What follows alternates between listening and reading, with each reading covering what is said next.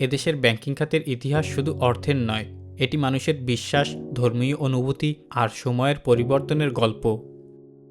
১৯৮৩ সালে দেশের অর্থনীতি যখন নতুন করে ঘুরে দাঁড়ানোর চেষ্টা করছিল, তখন ইসলামিক ডেভেলপমেন্ট ব্যাংক এবং সৌদি আরব, কুয়েত, কাতার ও আরব আমিরাতের মতো বিনিয়োগকারীর সহায়তায় গড়ে ওঠে ইসলামী ব্যাংক বাংলাদেশ।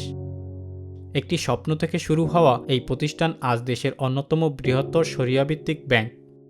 এর পথ চলায় যেমন রয়েছে মানুষের আস্থা ও অর্থনৈতিক অবদান, তেমনি আছে নানা বিতর্ক ও সময়ের কঠিন বাস্তবতার গল্প, যা নিয়ে আজকের এই ভিডিও।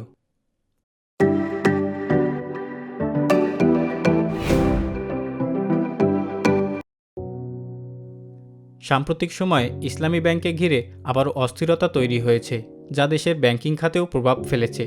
পরিচালনা পর্ষদের পরিবর্তন, অভ্যন্তরীণ মতবিরোধ এবং এমডিকে দীর্ঘ ছুটিতে পাঠানোর মতো সিদ্ধান্ত পরিস্থিতিকে আরও জটিল করে তুলেছে। এর মধ্যেই একদিনে প্রায় ৭৫৪ কোটি টাকা উত্তোলনের ঘটনা সাধারণ মানুষের মনে নতুন করে উদ্বেগ তৈরি করেছে। বিশ্লেষকদের মতে দীর্ঘদিনের দুর্বল তদারকি ও অনিয়মের ফলেই এমন পরিস্থিতির সৃষ্টি হয়েছে। এদিকে সূত্রগুলো বলছে, পর্ষদের সাম্প্রতিক রদবদলের মাধ্যমে এমন কিছু সদস্য যুক্ত হয়েছেন যাদের অনেকেই এস আলমের ঘনিষ্ঠ হিসেবে দেখা হচ্ছে। এস আলম গ্রুপ দেশের অন্যতম বড় ও আলোচিত শিল্পগোষ্ঠী, যা ১৯৮৫ সালে সাইফুল আলম মাসুদ চৌধুরীর মাধ্যমে প্রতিষ্ঠিত হয়। শিল্প, ব্যাংক, বিমা, খাদ্যপণ্য, ইস্পাত, পরিবহন ও জ্বালানি খাতে তাদের ব্যবসা রয়েছে। অভিযোগ রয়েছে, বিগত আওয়ামী লীগ সরকারের সময়ে রাজনৈতিক প্রভাব, বাংলাদেশের ব্যাংকিং নীতিগত শিথিলতা এবং বিভিন্ন প্রতিষ্ঠানের মাধ্যমে ব্যাংকের শেয়ার কিনে তারা ব্যাংকিং খাতে বড় প্রভাব তৈরি করে। ২০১৭ সালে ইসলামী ব্যাংকের নিয়ন্ত্রণ পরিবর্তনের পর থেকে প্রায় ৬০টি ব্যাংক ও আর্থিক প্রতিষ্ঠানে তাদের প্রভাবের কথা আলোচনায় আসে।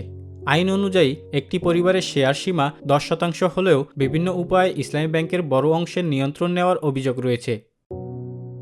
এরপর কম বিনিয়োগের বিপরীতে বিপুল ঋণ নেওয়ার তথ্য সামনে আসে।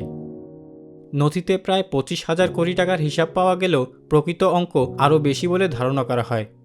এই অনিয়ন্ত্রিত ঋণই ব্যাংকটির সংকটের বড় কারণ। ১৯৬০ সালের পর মুসলিম বিশ্বে ইসলামসম্মত অর্থব্যবস্থা গড়ে তোলার চিন্তা থেকে ইসলামী ব্যাংকের যাত্রা শুরু হয় মধ্যপ্রাচ্যে। এর প্রায় ২ দশক পরে বাংলাদেশেও শুরু হয় ইসলামী ব্যাংকের পথ চলা। সময়ের সঙ্গে সঙ্গে এটি শুধু বিকল্প ব্যাংকিং নয়, বরং মানুষের আস্থা ও বিশ্বাসের প্রতীক হয়ে দেশের অর্থনীতিতে গুরুত্বপূর্ণ ভূমিকা রাখছে। ২০২৬ সালের তথ্য অনুযায়ী দেশে 10টি পূর্ণাঙ্গ ইসলামী ব্যাংক কার্যক্রম চালাচ্ছে, যার মধ্যে শীর্ষে রয়েছে ইসলামী ব্যাংক। দেশের মোট বিনিয়োগের ১২% বেশি এই ব্যাংকের মাধ্যমে হয় এবং বৈদেশিক রেমিটেন্সের প্রায় ২৯% আসে তাদের মাধ্যমে। বিশ্বের সেরা ১,০০০ ব্যাংকের তালিকাতেও বাংলাদেশের একমাত্র ইসলামী ব্যাংক হিসাবে এর নাম রয়েছে। পাশাপাশি পল্লী উন্নয়ন, কৃষি ও ব্যবসা খাতেও ব্যাংকটির গুরুত্বপূর্ণ অবদান রেখে চলেছে। বর্তমান পরিস্থিতিতে ইসলামী ব্যাংকে ঘিরে নতুন করে অনেক প্রশ্ন উঠেছে। এমডির দীর্ঘ ছুটি কি শুধুই প্রশাসনিক সিদ্ধান্ত, নাকি এর পেছনে আরও বড় কোনো পরিবর্তনের ইঙ্গিত রয়েছে, সেটিই এখন আলোচনার কেন্দ্রবিন্দু। পরিচালনা পর্ষদের ভেতরে ক্ষমতার ভারসাম্য বদল এবং পুরনো প্রভাবশালী গোষ্ঠীগুলোর সম্ভাব্য সক্রিয়তা নিয়েও চলছে নানা আলোচনা। সবকিছু মিলিয়ে ইসলামী ব্যাংকের গল্প শুধু একটি ব্যাংকের নয়, বরং বাংলাদেশের ব্যাংকিং খাতেরই একটি বাস্তব চিত্র। বিশ্বাস আর ইসলামসম্মত অর্থব্যবস্থার স্বপ্ন নিয়ে যাত্রা শুরু করা এই প্রতিষ্ঠান একসময় কোটি কোটি মানুষের আস্থার প্রতীক হয়ে উঠেছিল। কিন্তু সময়ের সঙ্গে সঙ্গে রাজনৈতিক প্রভাব, বিতর্ক এবং অনিয়ন্ত্রিত ঋণের অভিযোগ সেই আস্থাকেই প্রশ্নের মুখে দাঁড় করিয়েছে। আজ ইসলামী ব্যাংকে ঘিরে যা ঘটেছে তা শুধু একটি প্রতিষ্ঠানের সংকট নয়, এটি পুরো ব্যাংকিং ব্যবস্থার জন্য একটি সতর্কবার্তা। কারণ ব্যাংক টিকে থাকে মানুষের বিশ্বাসে, আর সেই বিশ্বাস একবার নষ্ট হলে তা ফিরিয়ে আনা খুব সহজ নয়।